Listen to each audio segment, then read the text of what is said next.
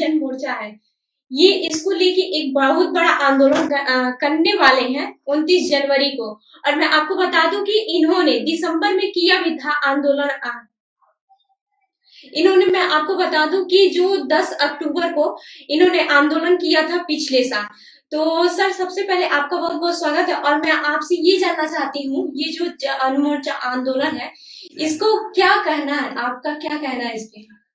पहले तो आपको बहुत बहुत धन्यवाद जो इस गंभीर मुद्दे पर अंबेडकर जन मोर्चा के इस आंदोलन को कवरेज करने के लिए और लोगों तक इस बात को पहुंचाने के लिए आपने समय निकाला। ये जो अंबेडकर जन मोर्चा का आंदोलन है, ये उत्तर प्रदेश के अंदर जितने भी दलित हैं, पिछड़े हैं, मुस्लिम हैं, गरीब हैं, भूमिहीन हैं, मतलब हर जाति वर्ग में जितने भी भूमिहीन हैं, उन सभी परिवारों को प्रति परिवार 1 एकड़ जमीन दिलाने के लिए हम आंदोलन चला रहे हैं। ये हमारा आंदोलन है। और ये जो आंदोलन है, आपने देखा कि ये तीसरा चरण, अभी जो 10 अक्टूबर का आंदोलन हुआ है, ये तीसरा चरण हमारे आंदोलन का था। पहला चरण इस आंदोलन का 17 दिसंबर 2022 था, जो हम लोगों ने गोरखपुर में दलित अधिकार रैली के रूप में किया था। ज्ञापन दिया, सरकार ने हमारी बात नहीं सुना। फिर दूसरे चरण में हम 17 मार्च 2023 को आए और फिर सरकार को मांग पत्र दिया और सरकार को कहा कि आप गरीबों को जमीन दे दीजिए। इसके बाद भी अगर कोई कार्रवाई नहीं हुई तो 10 अक्टूबर 2023 को, अभी जो 10 अक्टूबर बीता है, इसमें हम लोगों ने तीसरे चरण के आंदोलन का ऐलान किया। और आंदोलन था हमारा डेरा डालो घेरा डालो। और उस आंदोलन का यही मांग था कि हर गरीब भूमिहीन को 1-1 एकड़ जमीन प्रति परिवार दिया जाए। लेकिन सरकार उत्तर प्रदेश की इतनी निरंकुश हो चुकी है कि लोगों को अनावश्यक मुद्दों पे बरगला तो रही है, लोगों को 5 किलो फ्री अनाज तो दे रही है, मतलब लोगों को भिखारी बना रही है कि हर महीने गरीब आदमी कोटेदार के दरवाजे पर झोला लेकर के खड़ा रहता है। कोटेदार को लगता है कि वो अपने पिताजी के घर से दे रहा है, बड़ी कृपा कर रहा है। और सरकार भी मैसेज देने की कोशिश कैसे कर सकते हैं, क्योंकि सरकार ने अधिकार नहीं दिया ना। भाई, आपको फ्री में अनाज देने की क्या जरूरत है? आप हमको 1 एकड़ जमीन दे दीजिए, हमको फ्री में कोई चीज नहीं चाहिए। क्योंकि फ्री, जब कोई स्कीम फ्री की आती है तो लोगों में काम करने की क्षमता खत्म होती है और सरकार लोगों को पंगु बनाना चाहती है। ये चीजें तो लोगों को समझनी चाहिए। फिर लोग मजबूर हैं, सरकार उनको मजबूर कर रही है। लोग समझ रहे हैं कैसे? क्योंकि सरकार रोजगार नहीं दे रही है, सरकार अधिकार नहीं दे रही है, सरकार लोगों को स्वावलंबी नहीं बनने दे रही है। सरकार कृपा बरसा रही है कि बस लोगों को ये मालूम चले कि हमारी कृपा से आप जिंदा हो। लोगों को सम्मानजनक जीवन सरकार नहीं दे रही है, लोगों को स्वाभिमान वाला जीवन सरकार नहीं दे रही है, लोगों को दया वाली जीवन दे रही है सरकार। ऐसे में सबसे पहला जो संकट है लोगों के सामने, अपना जीवन बचाने का है। इसलिए लोग मजबूर हैं उनके दरवाजे पर जाने के लिए, लेकिन लोगों का जमीर जो है वो उसके लिए तैयार नहीं है। लोग चाहते हैं कि हमें हमारा अधिकार मिल जाए, 1 एकड़ जमीन मिल जाए। और आप हमारे आंदोलन में तमाम गरीब महिलाएं आई, तो लोगों ने, तमाम पत्रकार साथियों ने, आप जैसे लोगों ने उनसे बात किया कि भाई सरकार तो आपको अनाज दे रही है। तो गरीब महिलाओं ने कहा कि हमें फ्री में ये अनाज नहीं चाहिए, हमारा हिस्सा 1 एकड़ जमीन दे दो। हम आपको बल्कि उल्टा 10 किलो टैक्स के रूप में हर महीने सरकार को देने के लिए तैयार है, लेकिन हमें हमारा अधिकार दे दीजिए जमीन का। हाँ, तो आपने ये जो डेरा डालो और घेरा डालो आंदोलन, महा आंदोलन किया था, उसमें आपको जेल भी हुई थी, इस पे क्या कहेंगे आप? जेल तो हुआ, सरकार ने हमें जेल भेजा और सरकार की ये सोच थी। मेरा एक क्वेश्चन यहाँ पे है, जैसे कि आपने ये जो आंदोलन किया है, जो जनता है उसकी हित के लिए किया है, फिर आपको जेल क्यों हुई? इसलिए कि सरकार लोकतांत्रिक बातों में ध्यान नहीं दे रही है। सरकार किस पे ध्यान दे रही है? सरकार तानाशाहियत में ध्यान दे रही है। सरकार राजा की तरह काम कर रही है कि राजा घमंडी राजा। अच्छा, मेरा एक और क्वेश्चन है, ये आप तानाशाही जो है, कि मैंने कई लोगों का इंटरव्यू लिया जहाँ पर ये लोग कह रहे हैं जो ये सरकार है वो तानाशाही सरकार है, तो इस पे क्या कहेंगे आप? ये तानाशाहियत का ही तो उदाहरण है कि हम गरीब जनता की आवाज उठा रहे हैं, गरीब जनता की हक मांग रहे हैं, हम अपने लिए थोड़ी मांग रहे हैं। और सरकार कह रही कि कैसे आपने मेरे खिलाफ बोल दिया, कैसे आपने जनता के अधिकार मांग दिया। तो जनता का अधिकार हमने मांग लिया तो सरकार की नजरों में गुनाह, हमको जेल भेज दिया। हमारे साथ 12-13 लोगों को जेल भेजा और गंभीर धाराएं लगा के भेजा। महिला पत्रकार आई थी रिपोर्टिंग करने दिल्ली से, उनको भी नहीं छोड़ा, उनको भी जेल भेज दिया। तो ये सरकार का तानाशाही तो है और ये राजशाही नहीं चल रहा। सरकार को ये बात समझना चाहिए, ये राजशाही नहीं है, ये लोकतंत्र है। आप तानाशाही कर रहे हैं जबकि सरकार ये बोलती है कि ये राम राज्य है।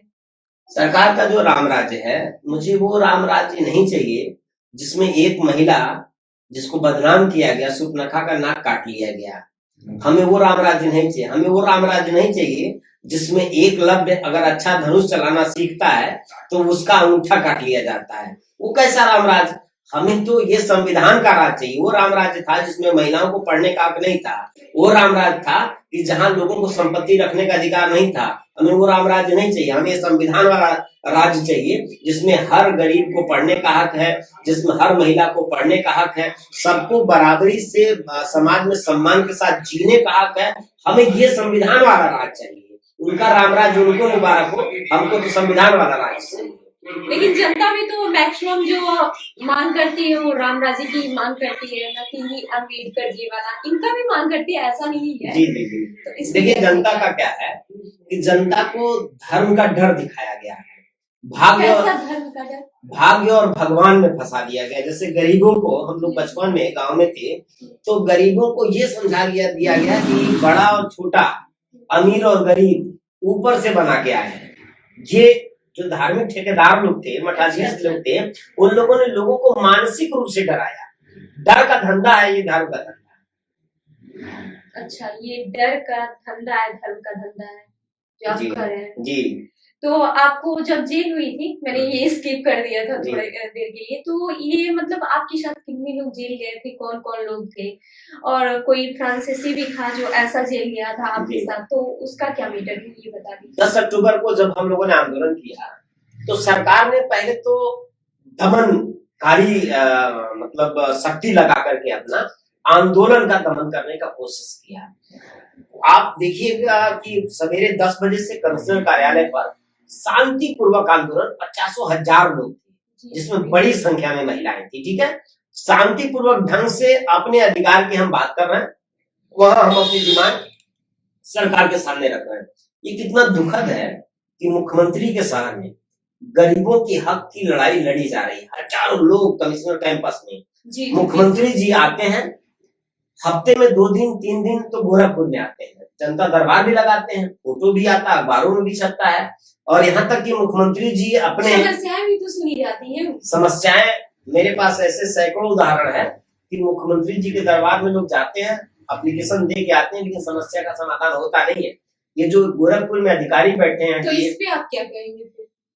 क्योंकि अधिकारी चमचागिरी कर रहे हैं, मुख्यमंत्री की चमचागिरी कर रहे हैं। मुख्यमंत्री जी के सामने जाके अच्छी अच्छी बातें करते हैं, मुख्यमंत्री जी उसी में खुश हैं। ग्राउंड लेवल पे मुख्यमंत्री को भी नहीं पता है कि गरीब जनता की बात सुनी नहीं जा रही है। रांची में जो मुख्यमंत्री है उनको कैसे पता चलेगा ये चीजें? अब ये तो मुख्यमंत्री को ग्राउंड पे लोगों से बात करना चाहिए ना। कोई समस्या है क्या? आप मुख्यमंत्री जी को इसी से समझ लेना चाहिए कि कमिश्नर कैंपस में, मैडम मैं बताऊं आपको कि कमिश्नर कैंपस में सवेरे 10 बजे से हजारों लोग धरना दे रहे हैं और 5 बजे तक कमिश्नर 10 कदम मिलने नहीं आ रहा।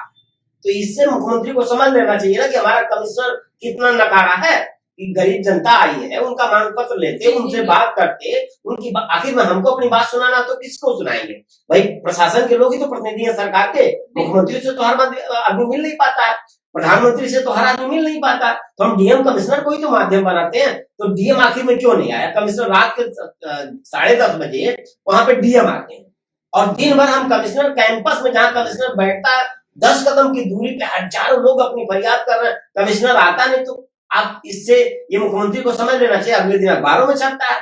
तो अगर मुख्यमंत्री को इतनी सी बात नहीं पता चल पा रही है, इसका मतलब मुख्यमंत्री फेल है।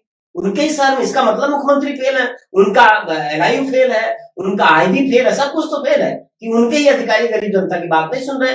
और हमने गरीब जनता की बात कर दी तो 10 अक्टूबर को रात में, मतलब पूरे रात संघर्ष चला। 3:30 बजे मेरी गिरफ्तारी हुई यहाँ देवरिया बाईपास से। हमको फिर गिरफ्तार करके जैसे कोई बहुत बड़ा गुंडा क्रिमिनल गिरफ्तार कर लिए। हमको रात में 2-3 बजे के आसपास में बेलीपार थाने ले गए, फिर वहां से दूसरी गाड़ी में ट्रांसफर किया जाता है। 4:30 बजे हमको कैंट थाने में लाया गया गाड़ियों के काफिले के साथ। क्या मैं अपराधी हूँ?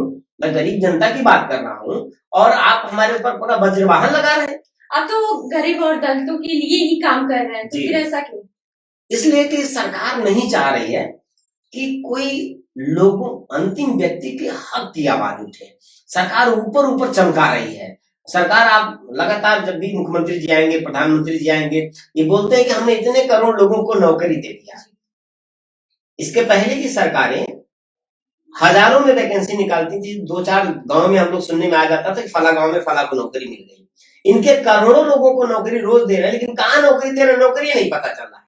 और वो 5,000 रुपया वाला जो आउटसोर्सिंग का जिनको इनका नौकरी है, MBA लड़का करके आ रहा है, BTech लड़का करके आ रहा है, और आउटसोर्सिंग बीच में लगा करके उन प्रतिभाओं का कितना जबरदस्त शोषण किया जा रहा है इस देश के अंदर, इस उत्तर प्रदेश के अंदर। आउटसोर्सिंग लगा करके MBA लड़का है और 6,000 रुपये नौकरी इनके यहाँ मतलब विभागों में कराया जाए, बीच में कॉन्ट्रेक्टर लगा दिया गया। ये तो शोषण है ना। तो ये और रोजगार का मतलब ये नहीं होता है कि मतलब आप 2-4 हजार रुपया दे दीजिए। तो रोजगार उसको माना जाता है जिस रोजगार से व्यक्ति का जीवन बेहतर हो जाए। कम से कम आज के डेट में 40,000 50,000 जिस फैमिली को मिलेगा वही फैमिली जी पाएगा।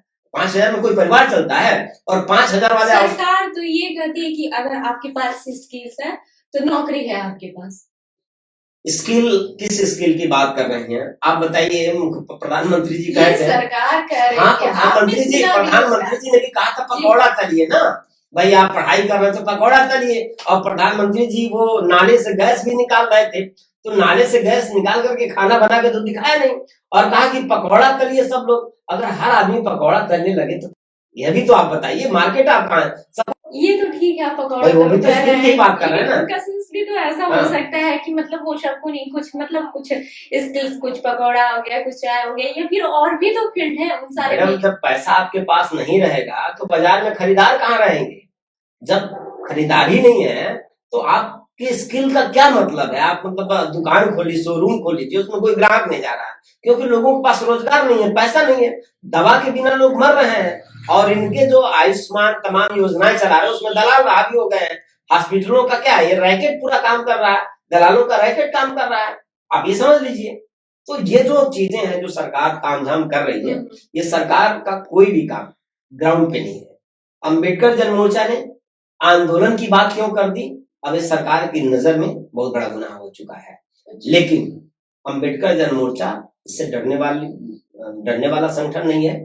अम्बेडकर जन मोर्चा के साथ ही पूरी मुस्तैदी के साथ गरीबों का हक दिलाने के लिए, दलितों, पिछड़ों, मुस्लिम, जितने भी गरीब लोग हैं, हर परिवारों को हम प्रति परिवार 1 एकड़ जमीन दिलाने की जो लड़ाई हमारी, वो लड़ाई कल भी जारी थी, आज भी जारी है, और जब तक मिलेगा नहीं जमीन तब तक ये लड़ाई जारी रहेगी। उसी क्रम में जी अब हम लोगों ने निर्णय लिया है। सरकार ने कहा था। अच्छा, जब आपने ये मोर्चा निकाला था तो उस समय प्रधानमंत्री नहीं, मुख्यमंत्री का भी बयान आया था जी, तो उस पे क्या कहेंगे आप? इसी सवाल की बात है कि जब हम लोगों ने 10 अक्टूबर को आंदोलन किया, 1 हफ्ते बाद मुख्यमंत्री का भी बयान आया। ठीक बात आपने कहा, 1 हफ्ते बाद मुख्यमंत्री का बयान आता, कहते हैं कि हम 2 महीने में 1.25 करोड़ लोगों को जमीन देंगे। ये मुख्यमंत्री जी ने कहा, इस सारे अखबारों के फ्रंट पेज पे छपा हुआ है। लेकिन 2 महीने, अक्टूबर, ये दिसंबर बीतने जा रहा है, 2 महीने में कोई भी कार्रवाई, किसी भी तरह की कोई कार्रवाई सरकार के द्वारा नहीं किया गया। तो 2 महीना इनका बीत रहा और तीसरा महीना हमारा शुरू होगा। 29 जनवरी हम लोगों ने ऐलान किया है कि सरकार की वादा खिलाफी के खिलाफ विरोध में हम लोग 29 जनवरी को 5 लाख लोगों के साथ जन आक्रोश मार्च निकालेंगे, चौरी चौरा से लेकर के गोरखपुर तक सरकार को बेनकाब करेंगे। अच्छा, तो ये जो सरकार बोली है अभी तक कोई प्रतिक्रिया नहीं है उस पे जी, तो इस पे क्या कहें? अभी तो आपने बोला कि आंदोलन जन मार्च निकालेंगे, बहुत बड़ा निकालेंगे, है कि नहीं? तो आपको क्या लगता है तब सरकार सुनेगी आपकी? देखिए, जनता से बड़ा कोई नहीं होता है। असल में सबसे बड़ी जो है जनता होती है, और सरकार को भी जनता बनाती है, और विपक्ष भी देश के अंदर नेता नहीं होते हैं, जनता होती है। जनता बन चुकी है इस समय, क्योंकि जो विपक्षी पार्टियां हैं वो भी जनता के मुद्दों को नहीं उठा रही है, चाहे सपा, चाहे बसपा, चाहे कांग्रेस, जिनके कंधे पे लड़ने की जिम्मेदारी है, वो गरीबों के हित की बात, गरीबों से जुड़े हुए मुद्दों को अब नहीं उठा रहे हैं। पहले के नेता सड़क पर लड़ते थे, सरकारें सुनती थी, और ये कहा भी गया है कि जिस देश में सड़कें सुनी हो जाती हैं, संसद और सरकार आवारा हो जाती है। यहाँ वही हाल इस सरकार ने कर दिया कि अब सड़क पर आंदोलन जो हो रहा था, ये सरकार डरा करके, जेल का डर दिखा के, सीबीआई का डर दिखा करके, ईडी का डर दिखा करके पूरा आंदोलन का माहौल ही खत्म कर दिया। तो डर वो समाजवादी पार्टी के नेताओं को दिखा सकते हैं, बहुजन समाज पार्टी के नेताओं को दिखा सकते, क्योंकि वो पूर्व मुख्यमंत्री रह चुके हैं, लोग वो लूट चुके हैं। तो लूटे हुए लोगों को आप डर दिखा सकते हैं, लेकिन श्रवण कुमार निराला को कैसे आप डर दिखाओगे? मैं तो गरीब आदमी हूँ, मेरे पास तो कुछ ही नहीं है, और नहीं तो मेरा सरकार ने मेरा घर सील किया था। अभी जब मैंने अच्छा, आपका घर भी सील? जब मैंने 17 दिसंबर को आंदोलन किया था, तो उसके बाद सरकार ने हमारे आंदोलन को रोकने के लिए हमारा घर सील कर दिया। भयंकर दिसंबर में भयंकर ठंडी थी, उस ठंडक में हम घर से बाहर थे, हम हाई कोर्ट से जाकर अपना घर छुड़ा के लेके आए। सरकार तो गलत आरोप लगा रही है ना, तो गलत आरोप लगा के हमारे सामने टिक तो पाएंगे नहीं। अच्छा, घर क्यों सील की थी? वो सरकार ने कहा कि भाई आपने रैली किया, आप पैसा कहां से लेके आए? मैंने पूछा सरकार से कि भाई आंदोलन में पैसा लगता कहां से, तो हमको ये बता दीजिए कि भाई एक मुद्दा है जमीन, एक गरीब जनता को जमीन नहीं मिला, इसके लिए मैंने उनको बताया कि भाई जमीन में आपका भी अधिकार है। वोट के मामले में सब बराबर हो गए, एक एक वोट सबका बराबर वैल्यू है। तो जब वोट के मामले में हम बराबर हो गए, तो जमीन तो प्राकृतिक संपदा है ना, तो हमको जमीन में हिस्सेदारी बराबर की क्यों नहीं मिली? तो मैंने जनता को समझाया कि भाई जमीन का हक आपको मिलना चाहिए, ये आपका संवैधानिक अधिकार है। ये मैं कोई हवा में नहीं बोल रहा हूँ, ये बाबा साहब डॉक्टर अम्बेडकर के विचार हैं, ये मानव कांसीराम साहब के विचार हैं। तो मैंने उनको समझा दिया। अब जनता कोई बड़हलगंज से आया, कोई बनारस से आया, या कोई गोरखपुर देवरिया से आया, महाराज 20 रुपया बस का भाड़ा लगा, टेम्पू का भाड़ा वो खुद लगा के आए, उसमें श्रवण कुमार निराला ने तो पैसा दिया नहीं। तो आंदोलन में पैसा लगता कहाँ? 10-5 बैनर बने होंगे, 100 रुपए तो आजकल बैनर बनते हैं, तो 500 रुपया 1000 रुपया का खर्चा हुआ। 1000 रुपया खर्चा के लिए कौन सा हम आपको इनकम टैक्स का सर्टिफिकेट दिखाएं कि हम कहां से 1000 रुपया जुटाए? तो 1000 रुपया के अलावा आंदोलन में खर्चा कम, सरकार बोलती लाखों रुपया खर्चा। सरकार इसलिए बोलती है लाखों रुपया क्योंकि सरकार आज के डेट में जितने सम्मेलन कराती है, जितनी रैलियां कराती है, सरकार खूब पैसा उस पर लगाती है। और सरकार उन सरकारी रैलियों में जो लोग आते हैं उनको 1-1 रुपया दिया जाता है। बीजेपी वाले जो रैली कराते हैं 1-1 रुपया 2-2 रुपया दे करके ले आते हैं।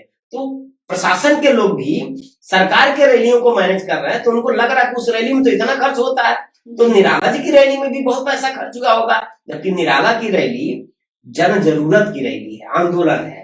निराला का आंदोलन गरीब जनता का आंदोलन, हक का आंदोलन है। गरीब जनता को उम्मीद जगी कि अम्बेडकर जन मोर्चा हमारी लड़ाई लड़ रही है और अम्बेडकर जन मोर्चा जीतेगी तो हमको 1 एकड़ जमीन मिल जाएगा। तो वो अपने लिए आए थे लड़ने, वो मेरे लिए नहीं आए थे लड़ने, वो गरीब जनता। तो उसमें पैसा लगा नहीं, तो सरकार ये पूछती है कि आप पैसा कहां से लाए? मैं पूछता हूं कि आंदोलन में पैसा कहां लगता है, ये बता दिया जाए। मेरे समझ से तो पैसा लगता नहीं है, यही सरकार का आरोप। अच्छा, तो क्या लगता है जो 29 जनवरी को महा रैली होने वाली, महा आंदोलन होने वाला है, इसमें 5 लाख लोग आएंगे? 5 लाख लोगों से ज्यादा लोग आएंगे। ये आंदोलन अब जनता का आंदोलन, क्योंकि ये जो संख्या है ना 5 लाख लोग, ये काफी छोटी संख्या नहीं कर सकते, ये काफी बड़ी संख्या है और इतनी मात्रा में लोगों को इकट्ठा करना इसलिए बहुत बड़ी बात है। इसलिए कि आज आप किसी भी गांव में चले जाइए, नॉर्मल किसी भी गांव में चले जाइए, तो 90% लोग भूमिहीन हैं, जिनके पास जमीन नहीं है। 10-15% लोगों के पास जमीन है। वो हर जाति वर्ग की मैं बात कर रहा हूँ। अभी जो मैंने 10 अक्टूबर को आंदोलन किया, तो ये मत सोचिए कि सिर्फ दलित परिवारों की महिलाएं आई थी, पिछड़े समाज की महिलाएं नहीं, मुस्लिम समाज की नहीं, अपर कास्ट की भी महिलाएं आई थी। उसमें ठाकुर घरों की महिलाएं उस आंदोलन में आई थी, ब्राह्मण परिवार की महिलाएं उस आंदोलन में आई थी। क्योंकि सारे ब्राह्मण थोड़ी अमीर हैं, सारे ठाकुर थोड़ी अमीर हैं, सब लोग थोड़ी लैंडलॉर्ड है यहाँ पे, क्योंकि हर जाति हर वर्ग में गरीबी है। तो वो हमारा जो आंदोलन है उन सभी गरीबों के लिए है। तो इसलिए ये जो आंदोलन में आप संख्या की बात कर रहे हैं, जब हर गांव में 90% लोग उस समस्या से पीड़ित हैं, तो हमारे लिए तो सिर्फ मैसेज ही देना हमको। और लोग हमारे कार्यालय में हर दिन सैकड़ों लोग फोन करते हैं, हमारे साथियों को सैकड़ों लोग फोन करते हैं कि सर कब पहुंचना है लोगों को। तो ये आंदोलन लोगों का अपना आंदोलन है, इसलिए 5 लाख से ज्यादा लोग इस आंदोलन में आएंगे।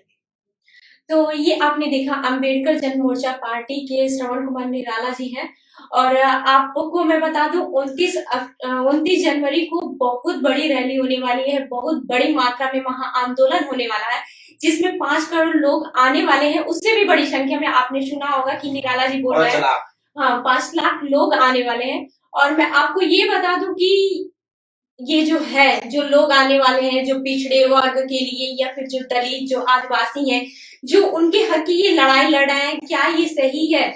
आपको कैसा लगता है? हमारे चैनल बहुजन दस्तक को लाइक, शेयर, सब्सक्राइब देखना मत भूलिएगा। जय भीम, जय भारत, जय संविधान, नमो बुद्धाय। धन्यवाद। चैनल आर्थिक समस्या से गुजर रहा है।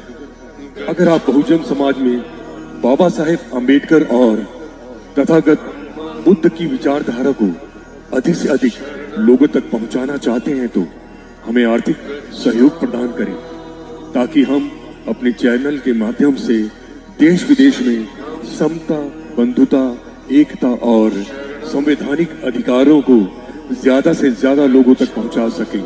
आप अपनी सहायता राशि नीचे लिखे खाते में जमा करा सकते हैं।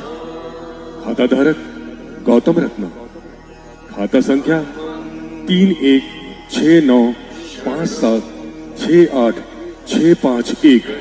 IFSC कोड SBIN 0060336, बैंक भारतीय स्टेट बैंक। आप हमारे बैंक खाते का विवरण स्क्रीन पर भी देख सकते हैं। जय भीम, जय भीम। मैं गौतम रत्ना आपका बहुजन फिल्म प्रोडक्शन में स्वागत करता हूं और आप हमारे प्रोडक्शन हाउस के अंदर अपना कैरियर बना सकते हैं as a film director, as a producer and actor and actress and editor and cinematographer also.